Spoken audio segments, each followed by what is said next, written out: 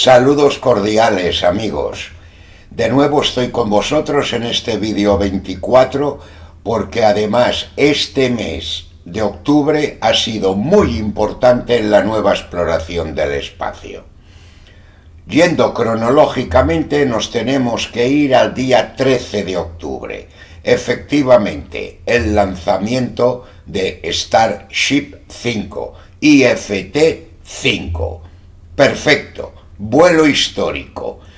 Y gracias a que he tardado en editar y enviar este vídeo, tenemos noticias de las últimas 24-48 horas. Starship, en su vuelo quinto, logró aterrizar la primera fase Super Heavy en la rampa de lanzamiento, pero le fue de un segundo de no tener que abortar y los ingenieros de SpaceX enviar esa primera fase al lado de la rampa de lanzamiento para que se destruyera ella sola y no afectara al lugar de donde partió. Al día siguiente, un Falcon Heavy ponía en trayectoria a Europa Clipper, ese proyecto de la NASA, el más costoso de su historia. Estamos hablando de 6.000 kilos de ingenio interplanetario y de 5.200, 5.500 millones de dólares. En las últimas semanas o meses ha subido un pelín este proyecto, esta misión.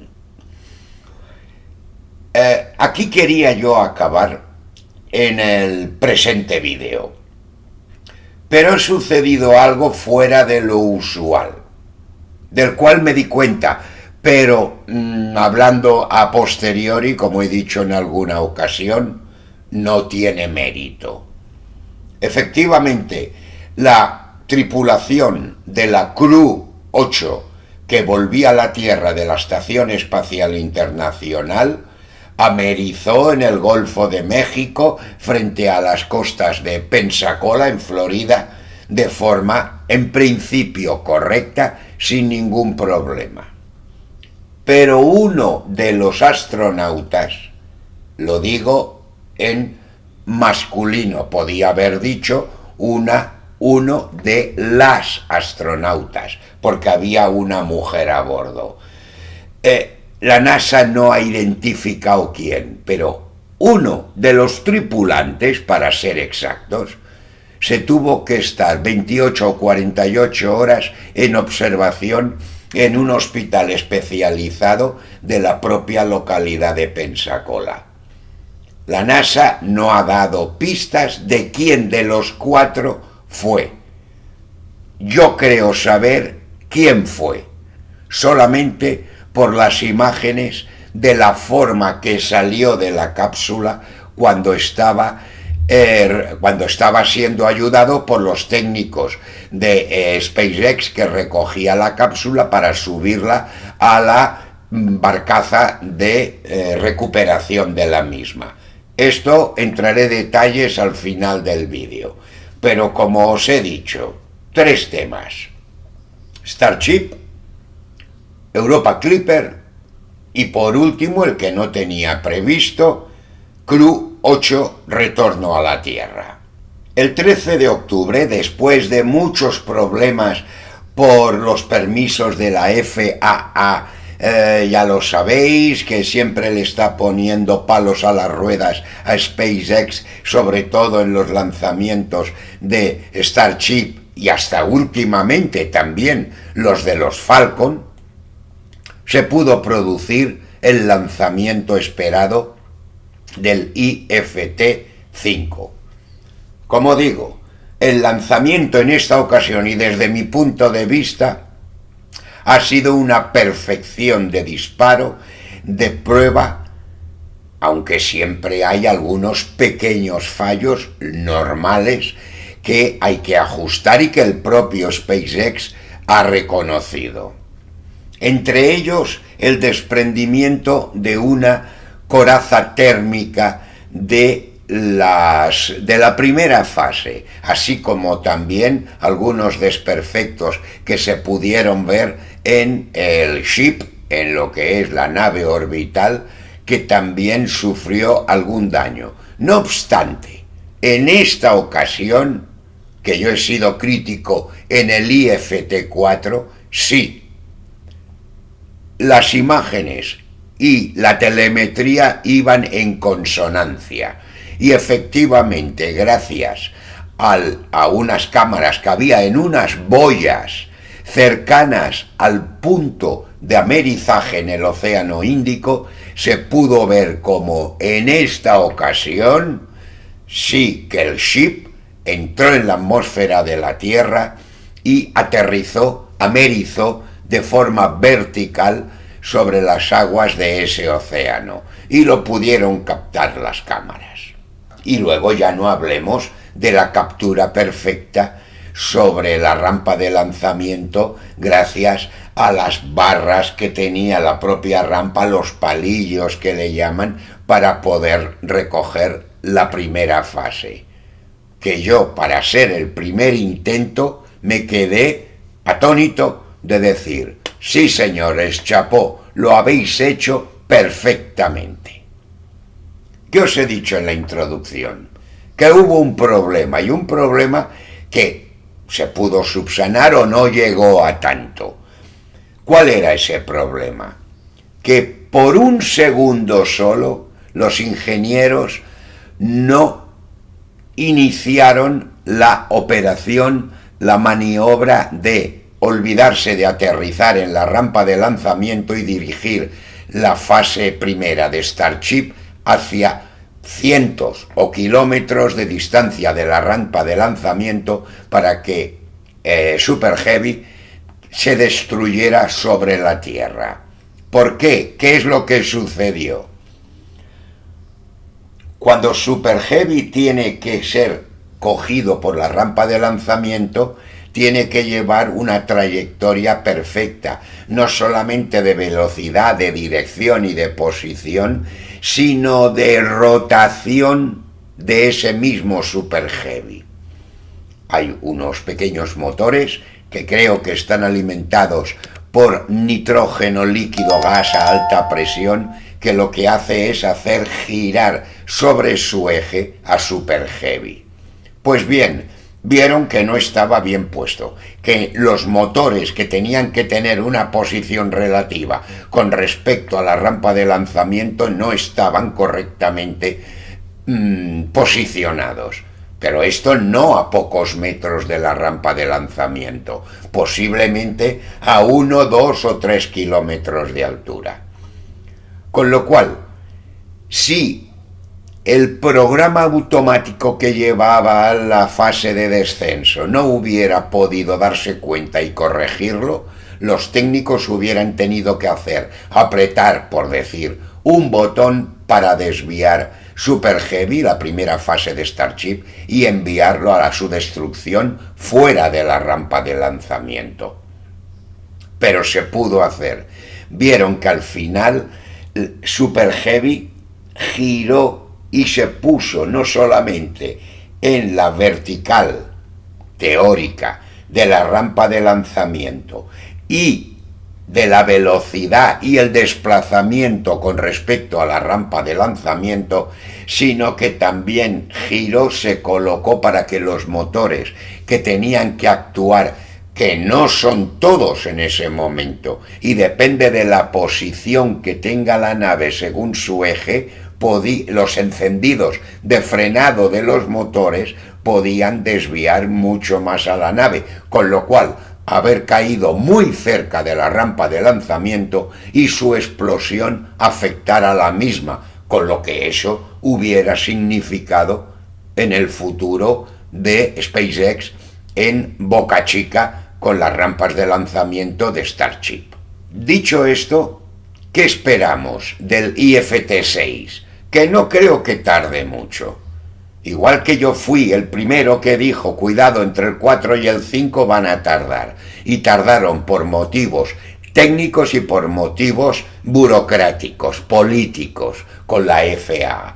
Ahora creo que la FAA le ha dado carta blanca, un talón en blanco a SpaceX que lance el sexto vuelo de Starship cuando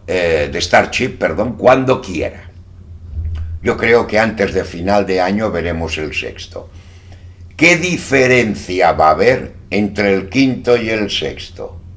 Bueno, según las informaciones que me llegan, tampoco es que las crea al 100%, porque puede variar, pero es muy posible que intenten hacer aterrizar en alguna barcaza, en algún lugar sólido de superficie terrestre, a la fase superior.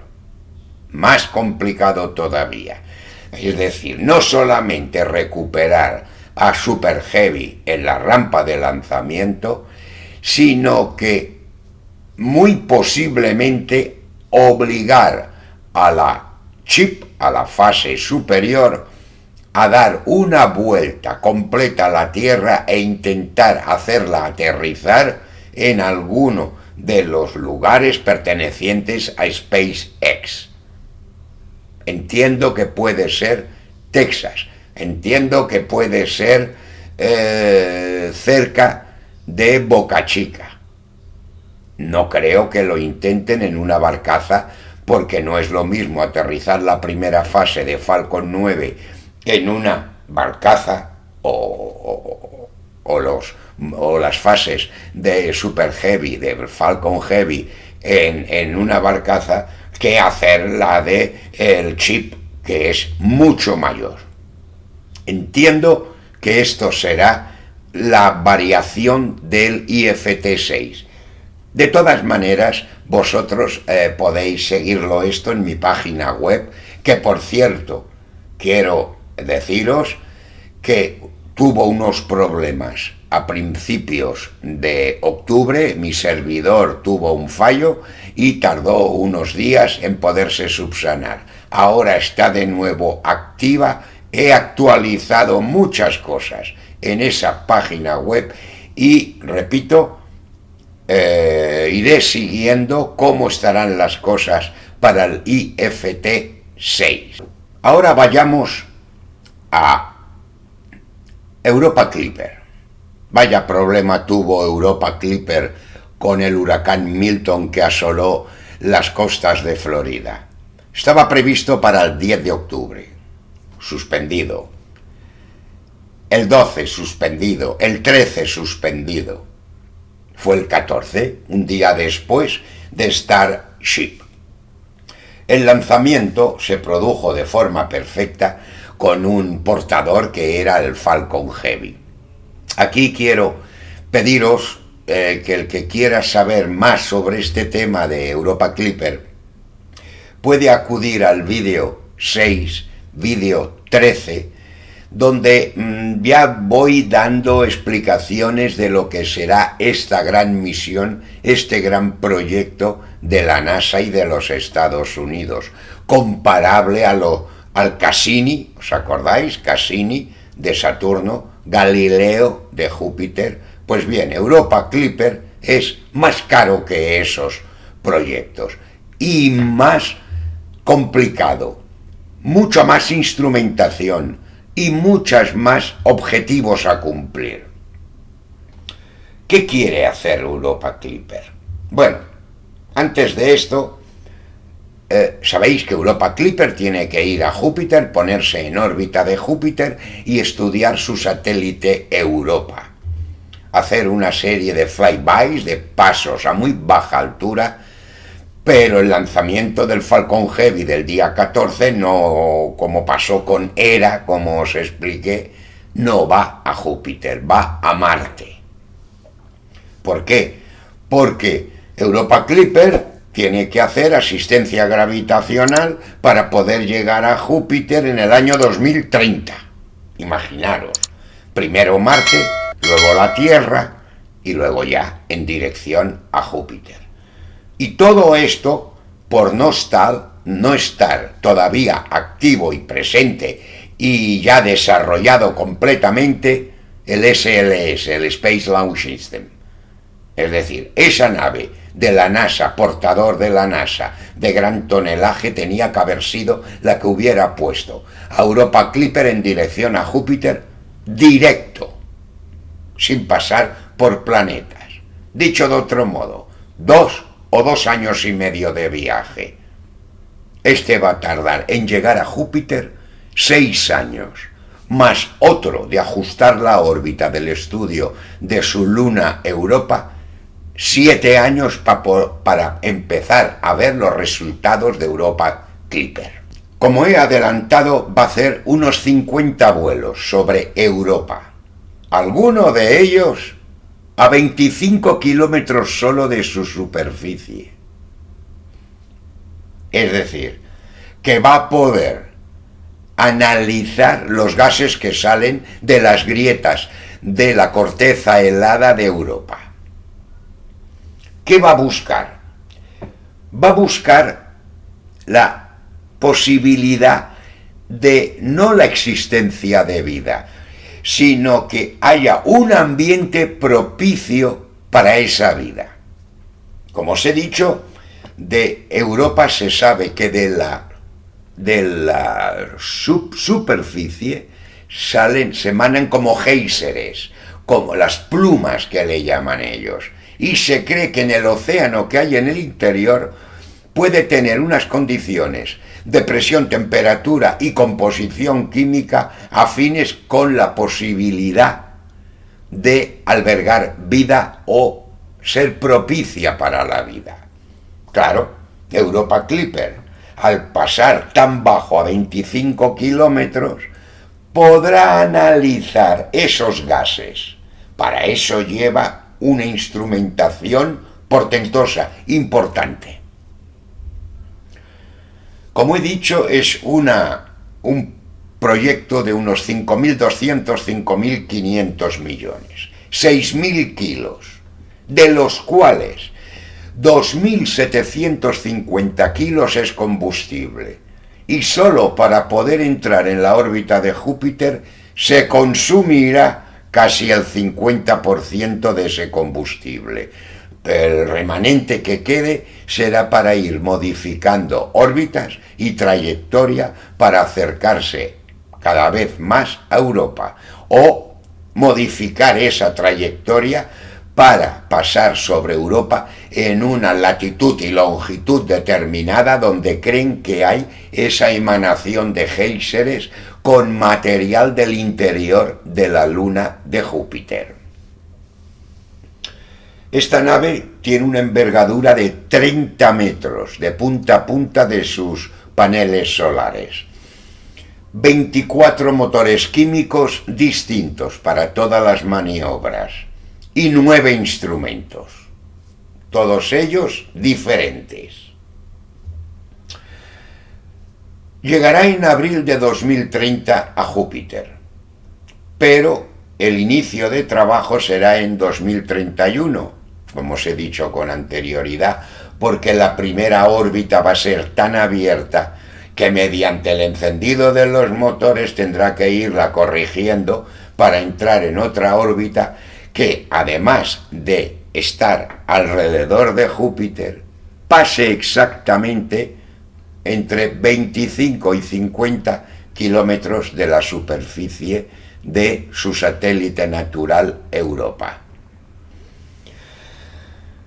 El final hará, en el año 31 comenzará su trabajo y durará años. Pero el final será espectacular. ¿Por qué? Porque hacia Júpiter en estos momentos van 2 naves, están en trayectoria de Júpiter, ya os he dicho, primero pasará por Marte, luego por la Tierra e irá a Júpiter, pero también está la JUICE, de la Agencia Espacial Europea. Esta va a estudiar diferentes satélites helados de Júpiter.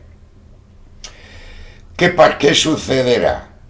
Que en el momento que ambas naves, ya las 2 agencias, NASA y ESA, ya están en combinación, han dicho que como más o menos el final de la vida útil de estas naves será muy similar, van a hacer que una de ellas impacte directamente sobre uno de los satélites de Júpiter. Todavía no saben cuál, porque claro, hay que combinar misiones y trayectorias de dos naves.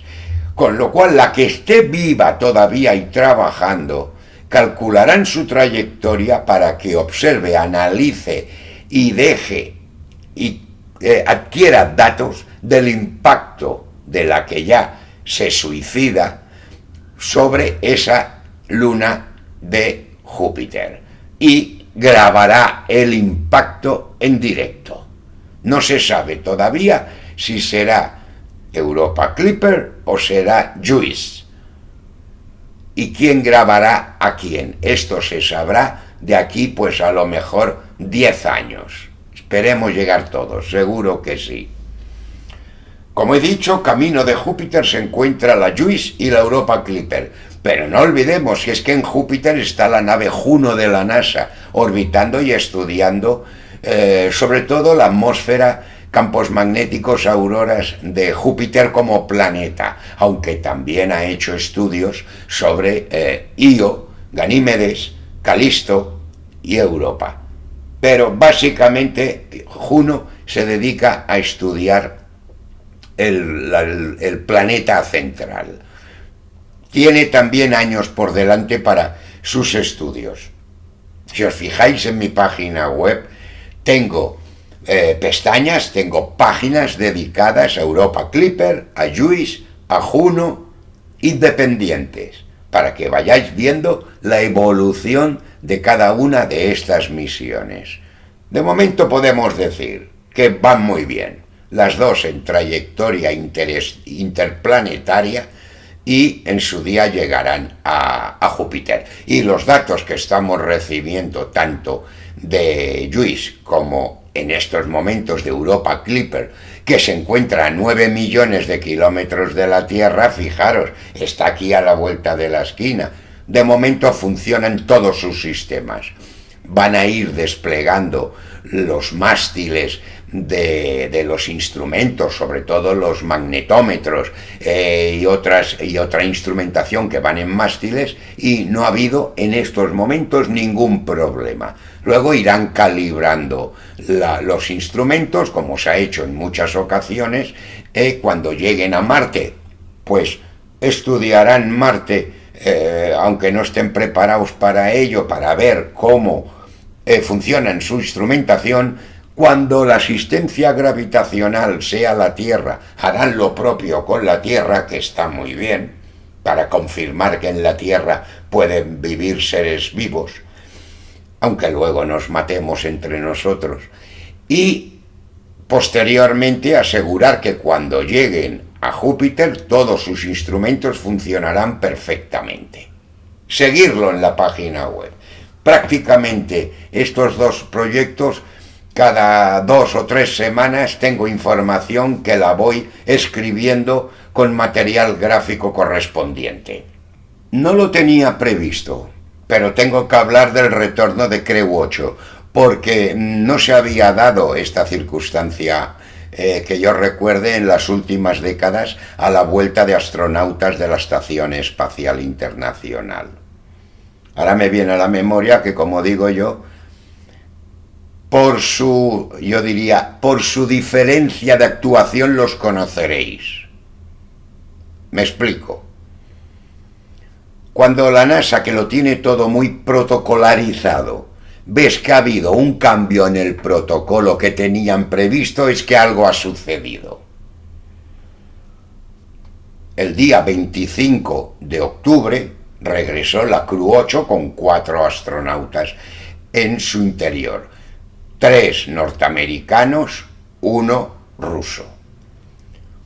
En principio la operación de retorno y la recuperación de la cápsula fue bien nominal, no se vio nada. Lo que sí yo me di cuenta, y me di cuenta en tiempo real, lo que pasa que claro, yo no le di importancia, Pero luego a las 24 horas nos enteramos que los 4 astronautas son recuperados por la barcaza que recupera la cápsula y tiene sus servicios médicos lógicos cuando vienes de un vuelo de larga duración, y más en este caso que los 4 astronautas estuvieron 232 días en el espacio, que no es una exageración, no es una exageración. Yo he visto volver a Fran Rubio y con los problemas que podía tener, pero después de un año en el espacio prácticamente, pues ayudar a los ayudantes a sentarlo en la camilla para poderse tumbar. Entonces, yo me entero que de los 4 astronautas, al llegar a Pensacola, 3 van directamente a Houston, que es como se hace habitualmente. Pasan las primeras revisiones y van a Houston si no hay ningún problema. Uno se quedó en Pensacola, un tripulante, digo, sin poner género ninguno. Y a las 48 horas le dieron el alta. La NASA, mientras tanto, dijo, omitimos quién de los 4 es, pero ha habido uno que ha necesitado más cuidados y se ha recuperado, no se corre por peligro de su vida, ni mucho menos. Bueno, pero no ha querido decir la NASA el nombre de quién de los 4 era. Ahora os propongo a vosotros, pues, mira, es un pequeño trabajo. Fijaros cómo salen de la cápsula. Primero salió Dominique, renqueante, lógico, y con la ayuda de los ingenieros o sanitarios que aportan su trabajo para que ellos puedan descansar en la camilla, lo acompañan y lo tumban en la camilla. Bien, Dominique, ningún problema. Segundo, el comandante precisamente fue el segundo, Barrett. Lo mismo que Dominique. Sale con problemas, pero él mismo pone de su parte y puede ir a la camilla. Mirad el tercero, Janet Epps. Fijaros bien, casi se cae al suelo. Menos mal que 2 actuaron rápidamente de los ayudantes, la sujetaron a ella y con muchos problemas la ponen en la camilla. Esta tercera fue la que peor salió. Además, mientras entre uno y otro tardaban 3 minutos, con ella tardaron 6 minutos en sacarla de la cápsula. Y aún quedaba otro dentro, el ruso, Grebenkin, que también salió casi por su propio pie, fue ayudado a ponerse en la camilla. Pero sobre todo fijaros en la tercera, Janet Epps, que es, desde mi punto de vista, ese tripulante que tuvo cuidados especiales durante 48 horas en el hospital de la NASA de Pensacola. No tiene ninguna importancia porque después ya fue dada de alta en principio, ya fue a Houston a reunirse con sus otros 3 compañeros para pasar ya la recuperación oficial después de 8 meses en el espacio, y no hay ningún problema. Pero me refería al hecho de que la NASA no quiso decir el nombre. Puedo estar equivocado, cuidado. Pero os lo dejo también a vuestro criterio. Si lo queréis observar, analizar, ver de los 4 quién tuvo más problemas en salir de la cápsula y en acostarse, tumbarse en la camilla correspondiente. Bueno, con esto creo que hemos podido estudiar y empollarnos bien lo sucedido en el mes de octubre de este 2024 en este vídeo 24. Espero que os haya interesado y estaremos pendientes de todo lo que sucede en el espacio, en esta nueva exploración espacial durante las próximas semanas. Y así, nada que yo vea que tengo un par o tres de temas interesantes, voy a subir ese vídeo 25. De todas formas, muchas gracias por vuestra atención y sigamos en la nueva exploración del espacio.